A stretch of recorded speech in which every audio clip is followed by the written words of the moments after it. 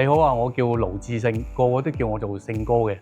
我過咗嚟遊艇會已經2年到，我喺度咧就做大廚嘅。見到呢度嘅環境都幾好喎，又幾靚喎，所以做下做下，應該可以做到養老㗎啦。其實攞呢個獎都幾有啲困難㗎，所以要落少少努力啦。每一次啲客人嘅支持我咧，我都覺得好開心。咁係因為我每一次去進餐完咧，我問佢意見啊。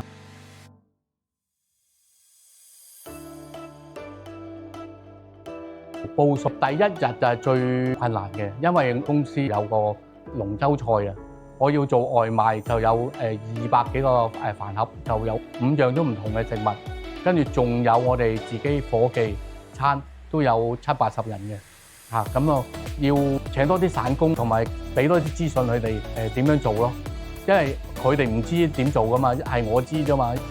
擺碟啦，顏色會 colourful 啲咧。啲客人咧嚟到，哇，好 sharp 喎，好靚啊！就見到就會吸引到佢，會個胃口會食落會好開心。LYC 嘅招牌菜嘅係地中海嘅海鮮沙律啦，咁就話湯嘅龍蝦湯啦，大盤就牛扒同埋海鱸魚。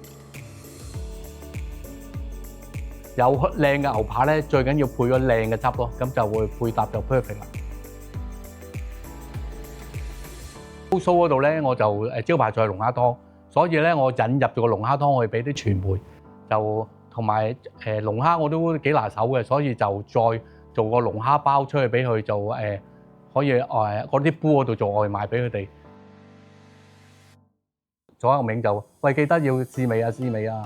啊，如果我自己整，我梗係不停試啦，其他同事都係嘅，因為你要過到自己就過到人咯。